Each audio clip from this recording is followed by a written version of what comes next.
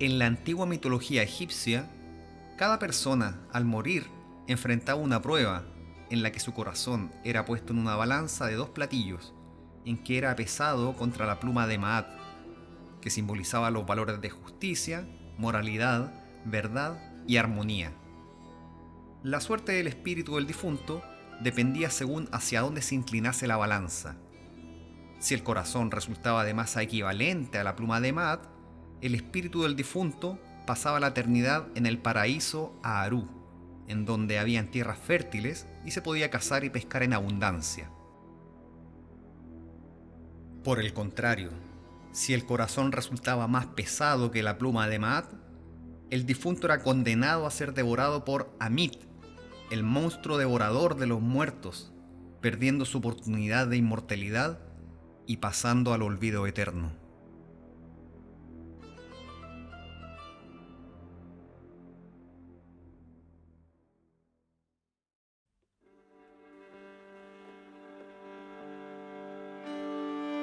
En esta reacción, si la cantidad de oxígeno no es suficiente, sobrará metano del que está saliendo del mechero. En este caso, el metano es entonces un reactivo en exceso, y parte de lo que sobra se quema parcialmente y produce hollín o carboncillo, que al formarse dentro de la llama en una zona de alta temperatura, se torna incandescente, destellando este color amarillo. El carboncillo que se produce es un producto de la combustión incompleta del gas.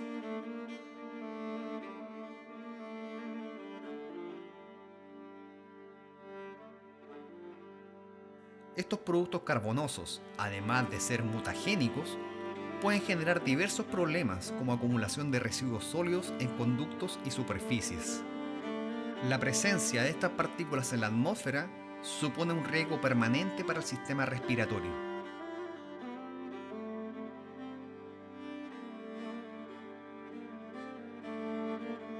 Si se aumenta la cantidad de oxígeno, se puede asegurar la combustión total, pues el metano se quemará por completo. Pasa a ser entonces el reactivo limitante y el oxígeno el reactivo en exceso. En este mechero se va a obtener una llama azul sin formación de depósitos sólidos carbonosos y de mayor poder calorífico. En este caso, el reactivo limitante es el metano que se combustiona por completo. En determinados casos, el control del reactivo limitante y el reactivo en exceso es crucial para llevar a cabo una reacción química de la manera correcta.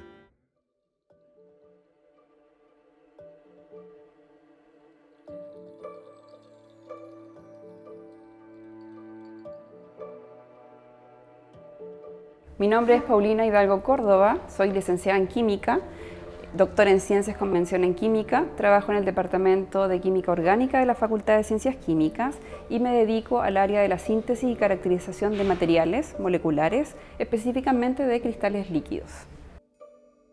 La estequiometría es muy importante en todas las reacciones químicas en general y en química orgánica también lo es. Hay reacciones que son estequiométricas, es decir, de ambos reactivos o de los tres reactivos se necesita la misma cantidad estequiométrica, pero hay otras en las que utilizamos alguno de ellos como reactivo limitante y otro como reactivo en exceso.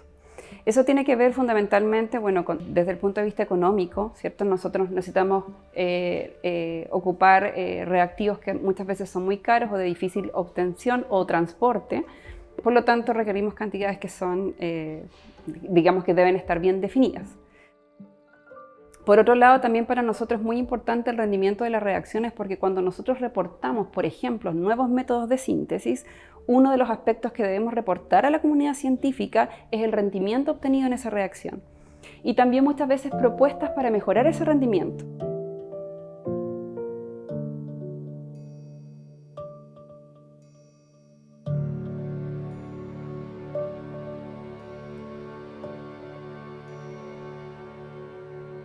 cuando estás sintetizando un producto nuevo, no se cuestiona tanto el rendimiento, sino que el método por el cual lo obtuviste. Después eso se va mejorando con el tiempo. Uno va probando otros reactivos, va probando el uso de catalizadores, va probando la temperatura, el tiempo y otros factores que afectan las reacciones químicas. Pero en general en síntesis orgánica, sobre todo si lo que sintetiza son moléculas grandes, los rendimientos son bajos.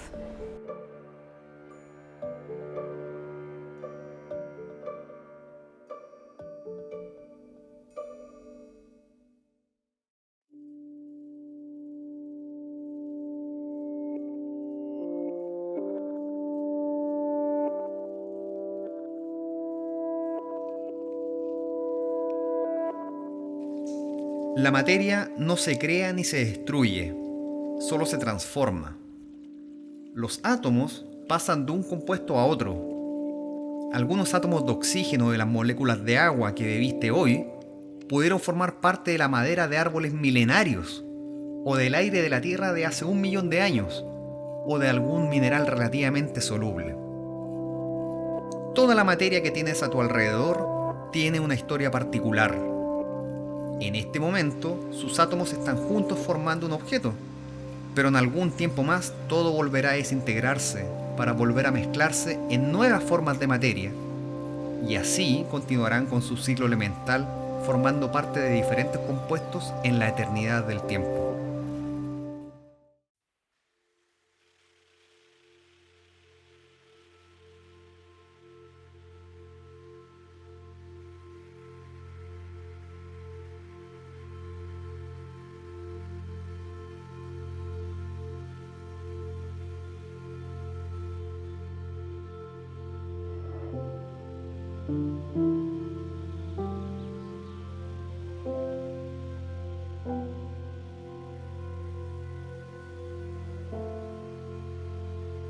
Existen reacciones químicas en las cuales los reactivos no se convierten totalmente en productos.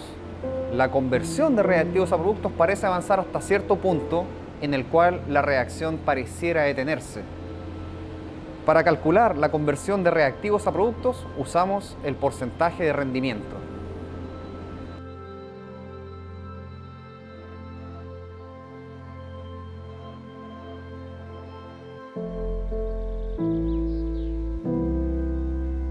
Generalmente las reacciones, la síntesis nos lleva a obtener una cantidad, una masa, en gramos o miligramos de una reacción, dependiendo de cuánto usamos inicialmente. Y entonces, lo que uno aprendió en química general lo sigue usando, porque esa relación entre lo que yo obtengo y lo que yo espero obtener, teóricamente, ¿cierto?, la estequiometría, nos permite obtener un porcentaje. Ese porcentaje, a lo mejor en un laboratorio de química general, 90 representa un valor bueno, porque es una reacción conocida, una reacción clásica, que uno sabe más o menos en qué rango se comporta. El profesor, cuando plantea la actividad, más o menos sabe en qué rango se comporta.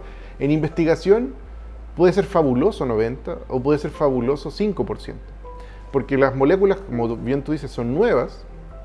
También las reacciones químicas son mucho más complicadas de hacer que las que uno estudia en química general. Por lo tanto, a veces obtener apenas 5% de rendimiento de una reacción es valioso porque permite obtener resultados, o sea, permite medir todas las propiedades de esta nueva molécula, permite caracterizarla completamente, estructuralmente. Por lo tanto, de todas maneras, aunque sea un 5%, que en el papel parece una cosa catastrófica, es un éxito para el investigador. Y actualmente en ciertas nanotecnologías, si uno obtiene a veces muy poquitos miligramos, a lo mejor un 0,5% de rendimiento o un 1% de rendimiento, igual es interesante, porque el estudio actual del área que yo me dedico, por ejemplo, de máquinas moleculares, tú no necesitas más que una molécula en la superficie para hacer el estudio. Por lo tanto, es muy poco lo que se necesita, y si tú obtienes esa mínima cantidad, la investigación es un éxito de todas maneras, porque puede... Ahora, que eso sea escalable a nivel industrial o aplicaciones tecnológicas, eso ya es otra cosa, y ahí sí que necesitamos un rendimiento ideal del 80 o 90%.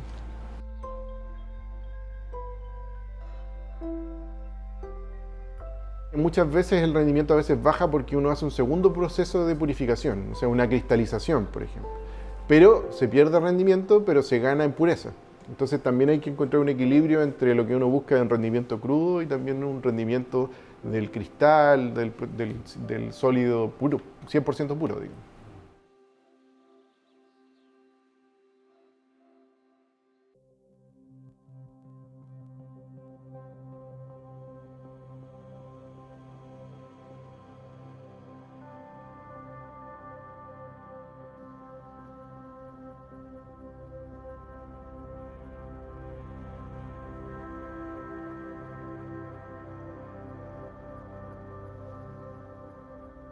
Mi nombre es Apolinaria García Cancino, soy profesor titular de la Universidad de Concepción, soy de formación bioquímica y de especialidad microbióloga. Bueno, ahí es un aspecto importantísimo saber el balance materia, porque los microorganismos, yo específicamente trabajo con bacterias, y las bacterias, ¿cómo las combatimos? Con antibióticos. Entonces, es muy importante saber que cuando alguien, un médico, un odontólogo prescribe, ¿no es cierto?, a la persona un antibiótico, la persona se lo tiene que tomar según como le indicaron. Por ejemplo, cada 12 horas por 7 días, cada 8 horas por 7 días. ¿Por qué? Porque existe una relación entre el microorganismo y el antibiótico, ¿ya? Y la dosis que se debe dar. Si ustedes consumen, por ejemplo, el paciente consume muchísimo antibiótico, no sigue la prescripción, ¿qué va a poder pasar? Que el antibiótico le haga efecto sobre los microorganismos que se denominan de la microbiota normal. Tenemos muchísimos microorganismos en nuestro cuerpo y vamos a matar bacterias que nos sirven, que nos defienden. Eso por exceso. Ahora, si por defecto de antibiótico, ¿qué va a pasar? Que tomamos poco o al tercer día nos sentimos bien y en una semana se empieza a generar lo que es la resistencia antibiótica, ya que los microorganismos tienen una concentración a la que van a morir, efectivamente. Y nosotros en el laboratorio lo evaluamos como concentración mínima inhibitoria o concentración mínima bactericida. Entonces, si no le damos la concentración, vamos a tener esos dos problemas muy serios, o resistencia antibiótica, y ese sí es un problema, ya que la Organización Mundial de la Salud dice que la próxima pandemia va a ser por el problema de la resistencia antibiótica. La prevén para el 2050, pero puede adelantarse. Tenemos que ser muy responsables con el consumo de los antibióticos. Y si consumimos mucho a la vez, generamos los problemas de que las bacterias propias nuestras pueden morir o hacerse resistentes también, para poder subsistir como cualquier ser vivo. Entonces, todo lo que es la estequiometría, de dar las cantidades que corresponden, se aplica muchísimo en el quehacer microbiológico, especialmente en la dosificación de los antibióticos. Y eso es química. Los antibióticos son sustancias químicas que las personas, ¿no es cierto?, han sintetizado para el bien. También la producen algunos microorganismos, pero la mayoría son de síntesis, 100% de laboratorio.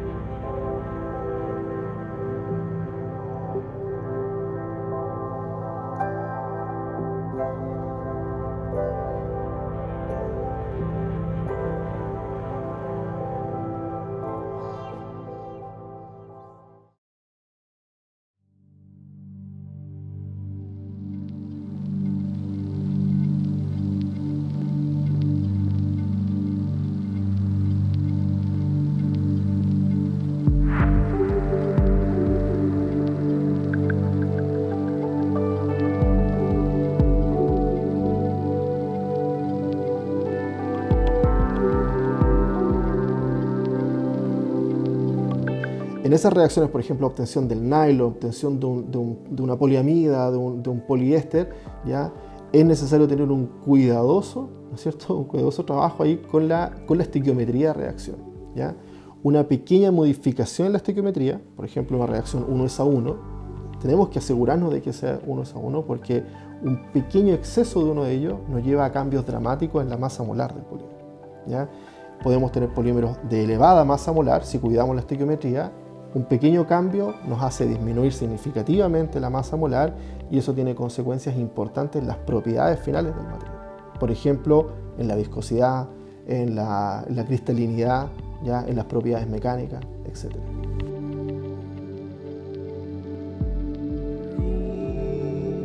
Ahora, en cuanto a lo que nosotros, llevándolo un poco a lo que hacemos en el laboratorio, nosotros preparamos polímeros entrecruzados, ¿ya? Donde vamos a tener el monómero, vamos a tener un agente entrecruzante y un iniciador, ¿ya?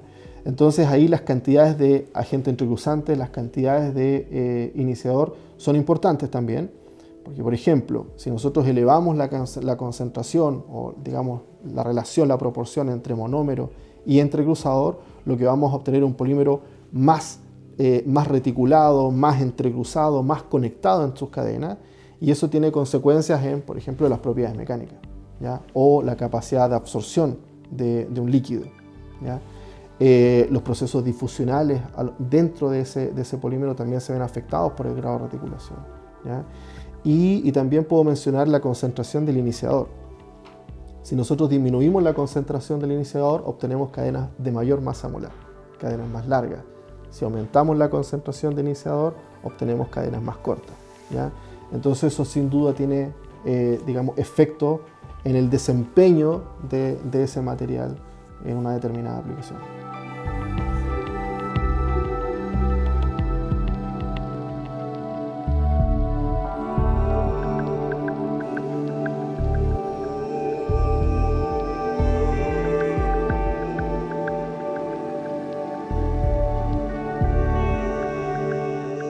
A nivel químico, la materia no se crea ni se destruye, se transforma, transita permanentemente entre diversas sustancias y estados.